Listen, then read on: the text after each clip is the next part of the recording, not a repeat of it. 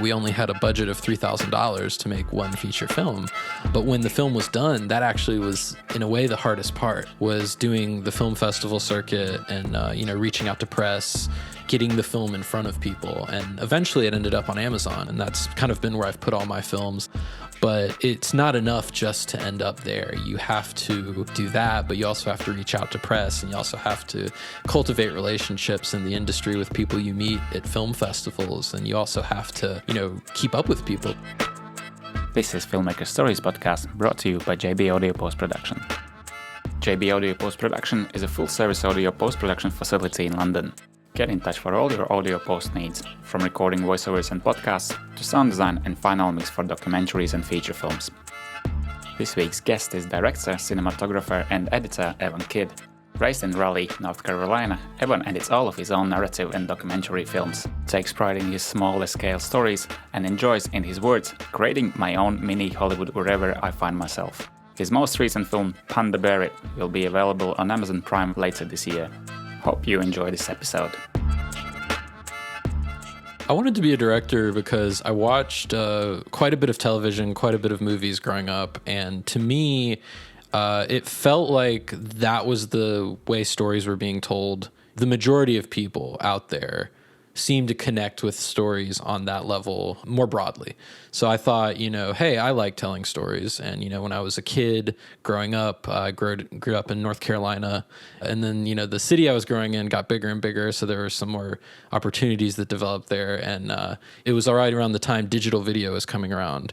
So I started just getting a camera. I borrowed friends' cameras. Webcams came out at the start of YouTube, and kind of just played with things and made stories where I found myself, at school or in my neighborhood or in my city, in my parks, just anywhere.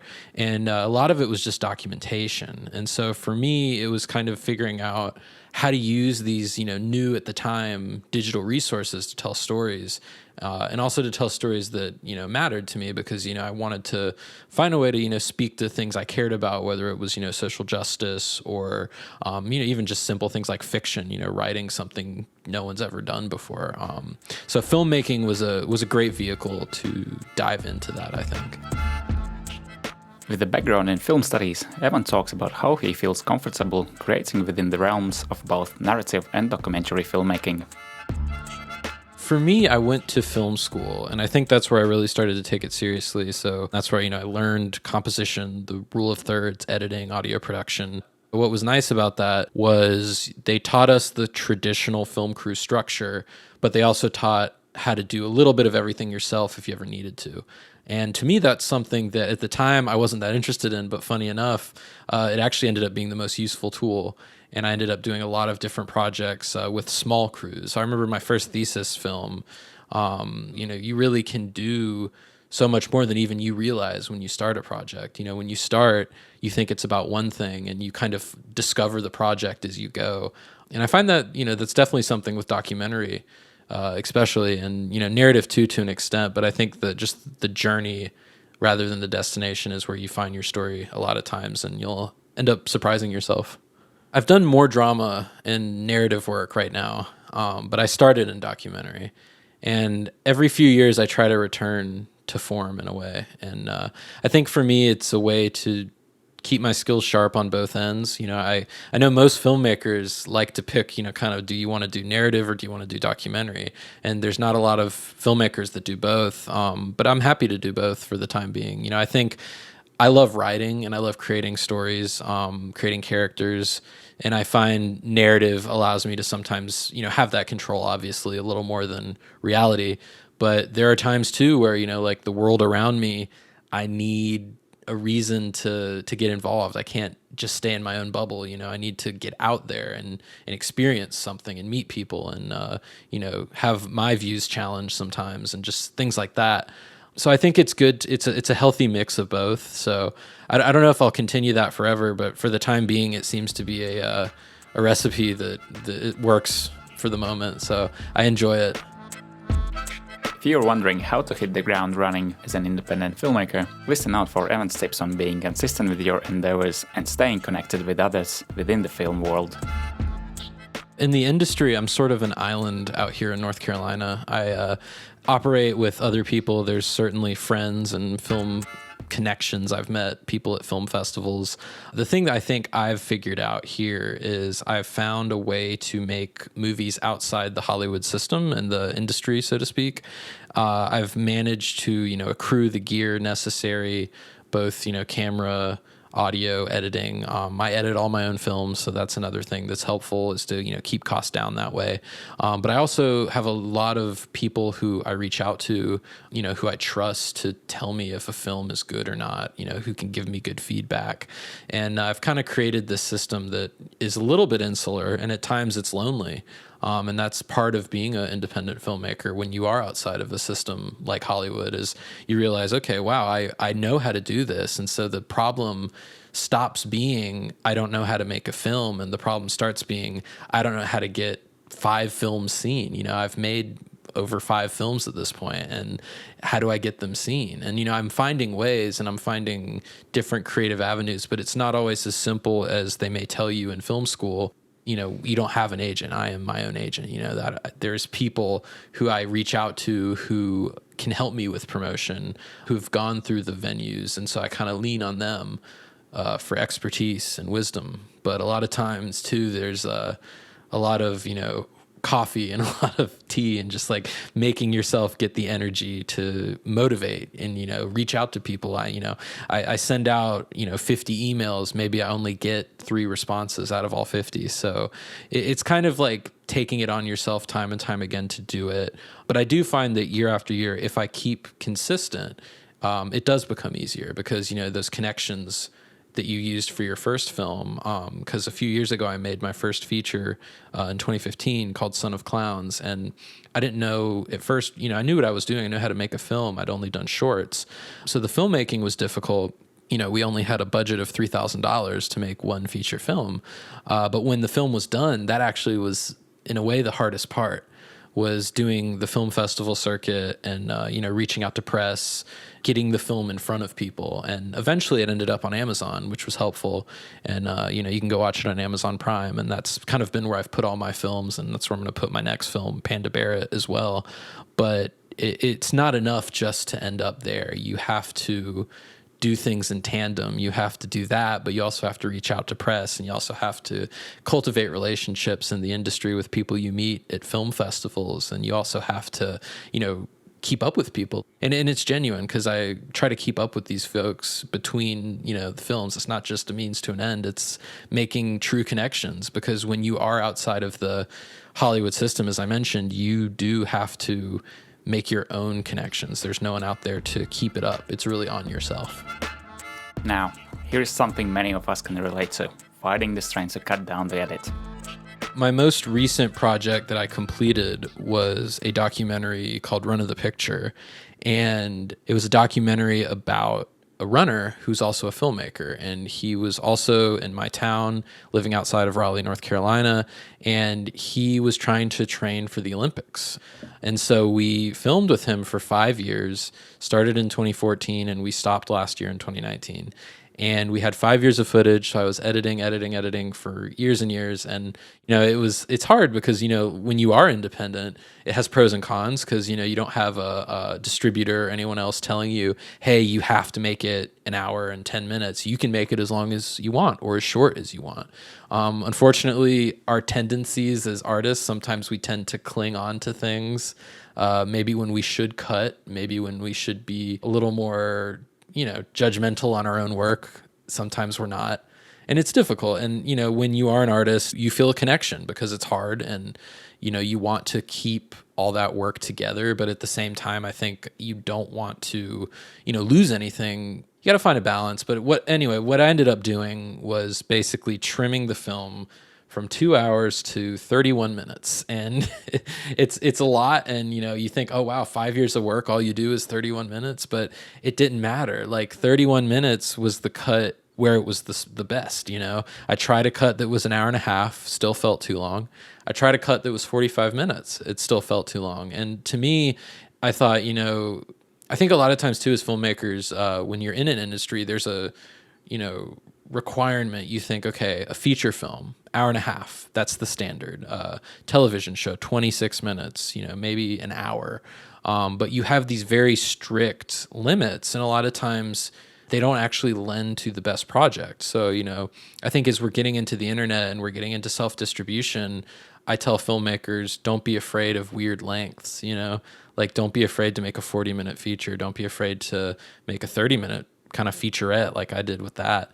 When you go over 5 years of time in 31 minutes, you're like, wow, years are just minutes, and it's lovely because that's one of the things I love about filmmaking is it feels like it's the closest thing to time travel we'll ever get. So I always enjoy film projects that do kind of cover time in that way, and I think that's where documentary especially can be pretty special. Certainly narrative can do the same thing. You have filmmakers like Richard Linklater, who did Boyhood, and he filmed that for I think over 14 years, and I do love that concept of time in film.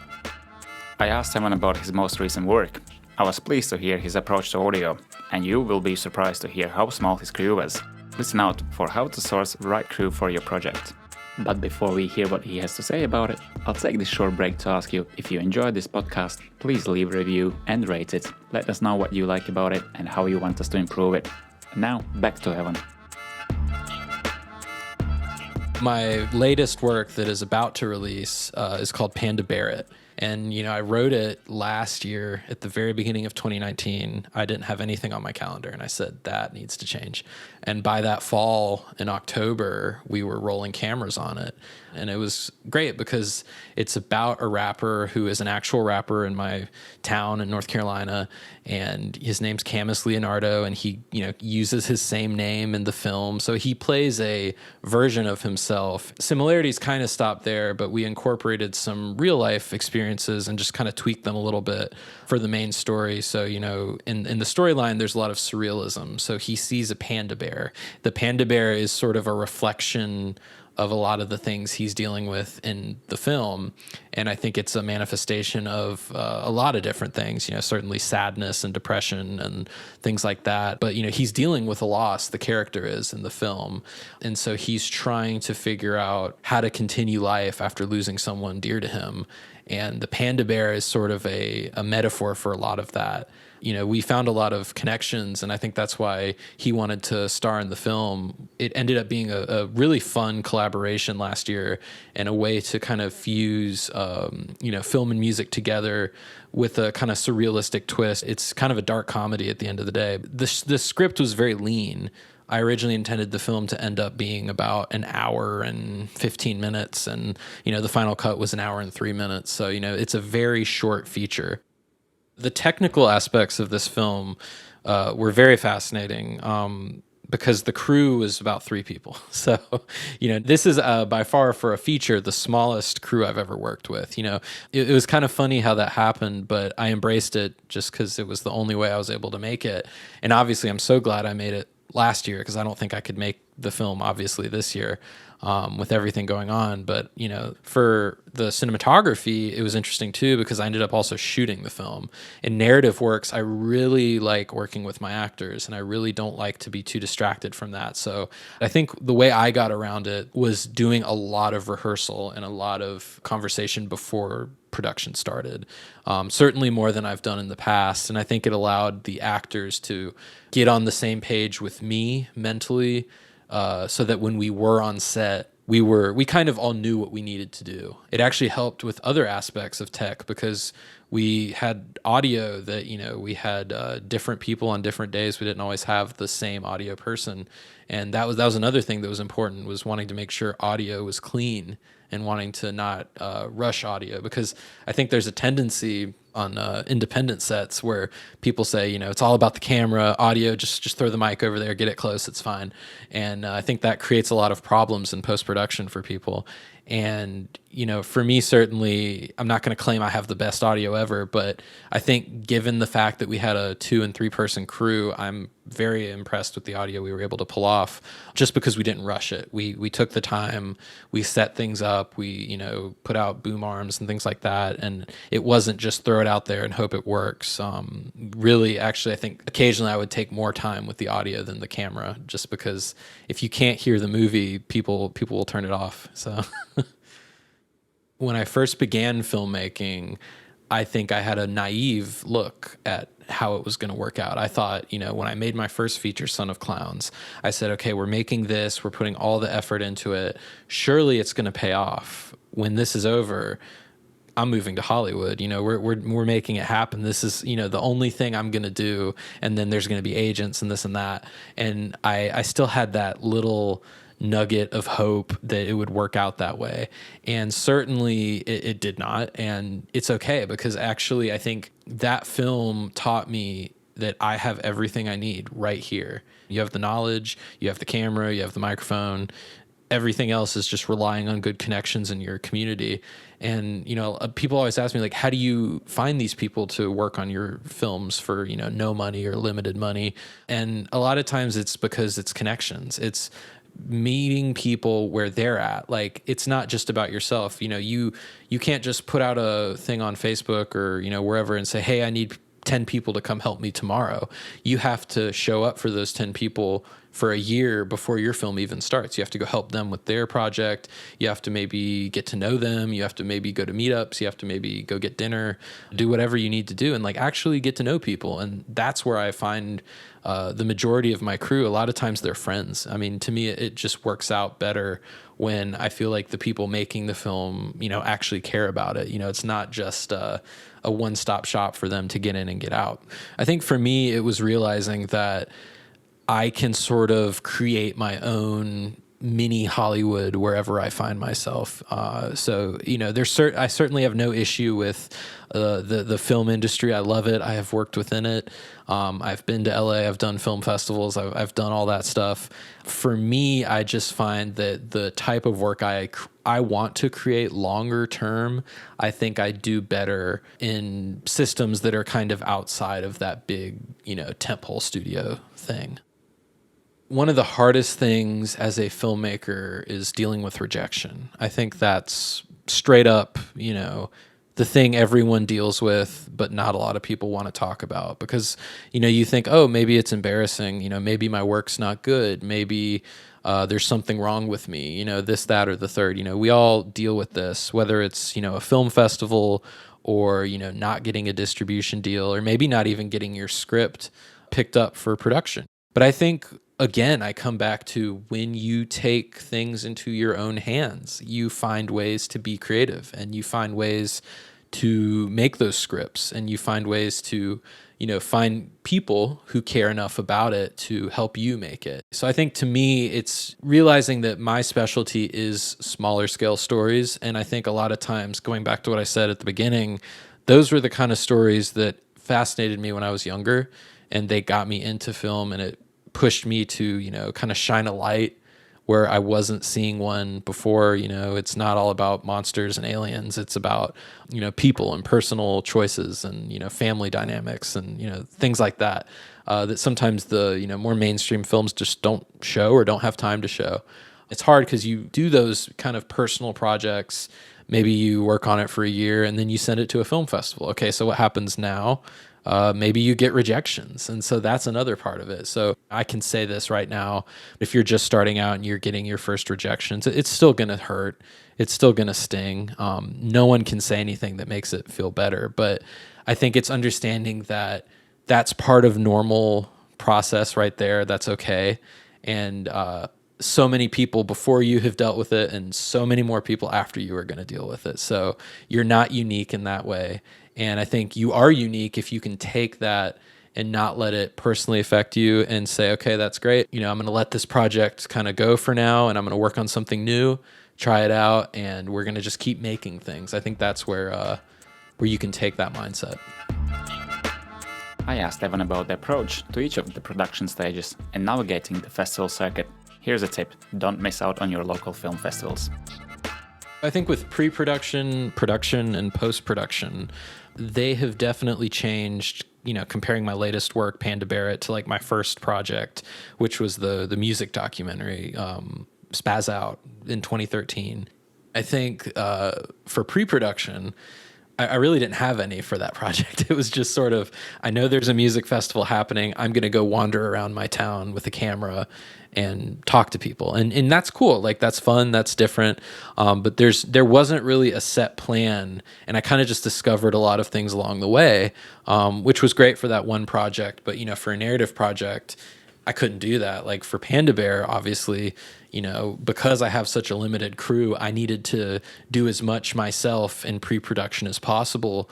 When we showed up to film, that's all we had to worry about. In regards to production, I think there's always an element of surprise and an element of mystery. I think with production, for me, it's always just leaning on a strong pre-production background, which is just also my way of saying doubly so that pre-production is important.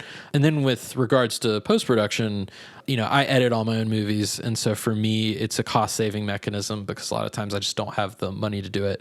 And I'm weird because a lot of filmmakers hate editing their own work. And it's a challenge. Like I definitely can understand that, but I actually love editing. For me, I think post-production is just making sure that a lot of times I don't lean too much on it. As much as I love it, I try to get things right the first time on set. I try to make sure we never say, "Oh, we'll fix it in post." The audio person can clean it up later. That's too much. Like when I give someone audio, I want to make sure I'm not giving them a headache. I try to put myself in their shoes. I wouldn't want to get an audio file that is just so bad it's almost beyond repair. So you want to give them something they can work with to then make it that much better. So that's the way I always try to approach post-production. Film festivals, I think, are definitely a crucial part of indie filmmaking. I think the years that go on, they change, and some film festivals stop, some continue. But I think it is an important part of a independent filmmaker's journey because it connects you with an audience that cares, or it should. And I think that's where you're able to say, is a film festival worth it for my film or not? Because you can say, okay, if I were to go to this film festival, would this audience care about my film? A lot of times you can do your research at home, which helps, so that way you don't fall into that situation. I think a lot of times you can look at the social media of film festivals and say, what did they do last year? You can look at their crowd sizes. You can see the hashtags. Did anyone who went to the film festival just as a guest, did they post about it? What did it look like? Are there videos? Are there photos? And so you can kind of see the vibe of the film festival before you even get there. And what I really enjoy are more of the regional film festivals, because the ones I've done for my area, which is the southeastern United States, I've already gone several times with several films, and they've gotten to know me and I've gotten to know them. I'm getting to know them even when the film festival is not happening. So I think it's a combination of that kind of networking. So I'd say, like, wherever you are, look for your regional film festivals and go to them, even if you don't have a film that year, and just get to know those people, because that's the film festival that's in your backyard. And then also, it is important to go international and to go to other film festivals in different parts of your country too, because you want to, make sure you're always expanding your audience. And I think it's important to do both, because I think sometimes people say, hey, I don't need to do the film festivals near me. I just want to do South by Southwest or, something big. And that's great. But I think year after year, if you're able to keep connected, I think film festivals can be a great way to retain an audience that cares about you, rather than one that's just, there to, acquire 4 films and then, the other 30, we forget about them the next year. So I think a lot of times, don't be short-sighted. Think a little bit long-term, bigger picture with your films. As Evan discusses in the next part, don't let your film gather dust. Stick it on YouTube. He tells us why. Distribution is definitely a challenge. For me, it has been probably the biggest challenge. But I think your distribution right now is more important than it's ever been, and it's always been important. So, the lucky thing is, you do have platforms like Amazon right now, which are a little more open to indie filmmakers, Netflix is harder to get into, Hulu's harder to get into. But the problem is it starts to look like YouTube now because so many people are going to it that, oh no, now there's too many films. I'm not going to stand out. I would always say, right now I think Amazon is probably a great resource for people who are making their own work and distributing their own work because they have a large audience. But the problem is I can't connect with them. I don't know where they are. I don't know who they are. There's no way to kind of follow up. So I think that's one piece of the puzzle. I think the bigger piece is doing your own small, fan base and your own 1,000 fans. Like there's a saying that if you have 1,000 true fans, you're always going to be able to do something that has an impact because your 1,000 true fans are always going to tell people and work and kind of help you promote your own work. This is kind of a strange thing, like letting your film go to YouTube after a while. Like a lot of people say, why would I put my film on YouTube? That's free. I think after several years when your film is old news and it's kind of, getting dust, so to speak, I think that's a great time to put it on YouTube. Like I put my first feature, Son of Clowns, on YouTube, like 3.5 years after we put it out, just because two reasons. Amazon was limiting only to people in the US and the UK. So outside of that, the rest of the world couldn't see the movie. So I said, that's the best way to get it to the global audience, first and foremost. And second, it is free, but at the same time, you do want to show that your work is accessible. And I think that, as long as you have another project coming up, I think that's okay to do because it'll introduce more people to your work and to your film who then will hopefully catch up to where your most recent film is and maybe they will rent it, or do whatever. I think the biggest mistake I made, it was my film school final film. It was a short film, but I spent more money on film festivals for that film than I've ever spent on anything else because I had just graduated. I wanted to get a job. I wanted to do this. I wanted to do that. I was young. And I thought, okay, if I just throw, all my money at it, basically, it'll take off. And it really didn't. It didn't get into many of those film festivals. And I had to learn the hard way that, just throwing money at something isn't successful. That's not a strategy. Like you have to really prioritize your budget. And that's the other thing is like making a budget because they're expensive. I mean, many film festivals take a lot of money to just even submit and you don't even know if you're going to get in. And also just understanding that you have to connect with your audience. It's not just, oh, hey, here's my film, go watch it.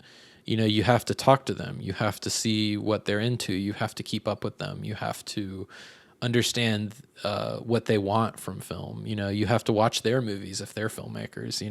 It's a broader community than I think a lot of people want to understand. And it's not just about you. It's not just about your film. It's oftentimes, kind of how do you fit in a much larger pond of, indie films out there.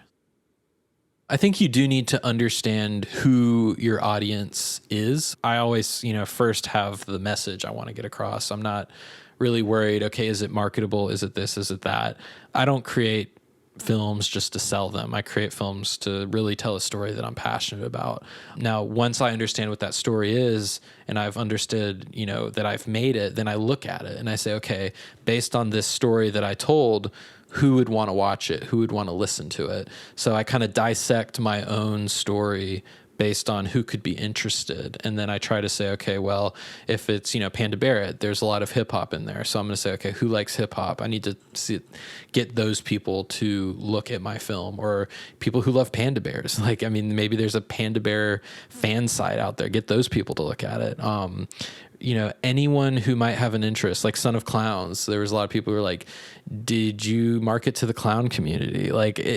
Weird stuff like that. And what's great is you can type in people who like clowns on, Instagram ads or Facebook ads, and you can, market to people who have that as an interest. But I think for me, the clowns or the panda bears or whatever, those are just sort of small gimmicks within each film that kind of get people to be like, oh, that's different, But outside of that, I think my films kind of tend to be a mix of comedy and drama. That's kind of my style.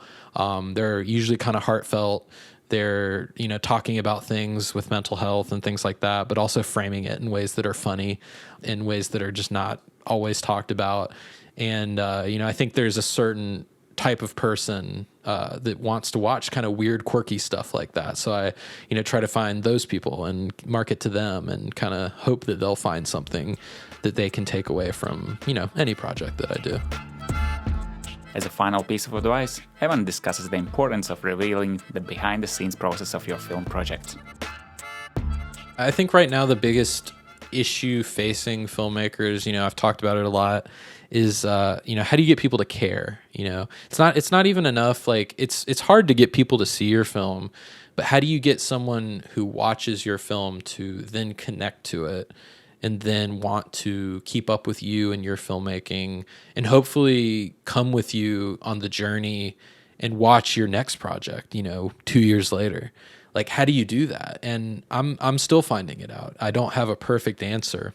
I think the best little piece of advice I could give is really to give back. Like once you've had a film screening at a film festival or even something digital, find out what those people who watched your movie want from you. If they're saying, hey, I want to see more films about quirky characters and this and that, you can take it into account, take it into feedback. And especially if they want to know more about your project, that's where I love doing like behind the scenes videos. So I always try to have a little bit of that content ready to go. Like on my YouTube channel, I do a lot of filmmaking videos. How did I make it? And some of it's on-set footage, and some of it is just, me in front of a camera with a microphone talking about it. And it's nothing glamorous, but I think it's just that little kind of peek behind the curtain that a lot of filmmakers don't share. A lot of times it's not very glamorous. So, it's people might say, oh, I don't want to show people that because they might think, oh, well, now it's not special. To me, I kind of think it's the opposite. I think it is special to show it because it shows that you can do it too. It's not special to any one person. It's something that we all have access to. With regards to film releases, cinematically kind of coming to VOD, that's something happening right now. The whole film industry has been turned upside down because of COVID, and I do think at the very least, even though it's not great, at least everyone has that common bond that we're all going through it together. But I do think the biggest impact is going to be how films are released. And I think the experience of packing hundreds of people into a cinema, that might be going away. And I mean, that was sort of the trend before COVID anyway. There was, talk of, our film festivals kind of going to be going away. I mean, I know in my town in Raleigh in North Carolina, we had 5 or 6 independent cinemas a couple years ago, and now there's only like 2, and everything else is kind of big chain theaters, big, corporations. So, the kind of independent theater, especially, that's my favorite type of theater to go to, the small theaters. It is something special and something different to see an independent movie in a cinema. I think we are going to see more on VOD. I don't think anyone is exempt from what's happening right now, big or small. And I think it's good in a way to embrace it because, if you fight too hard against it, it's going to just kind of happen anyway. So you don't want to get left behind. But I will miss a lot of the experience in a theater. People will find ways to gather again in a movie theater. I don't think that's going to go away, but it might be more specialty. It might be more something rare. But I hope it never goes away because it's my favorite. It's my favorite way to see a movie. Thanks for listening to this episode. If you enjoyed the podcast, make it known, spread the word, like it, rate it, and share it on your social media channels. Don't forget to subscribe and join the Facebook group. All links are available on the podcast show notes. Help filmmakers to make films and us to share their stories. Till next time.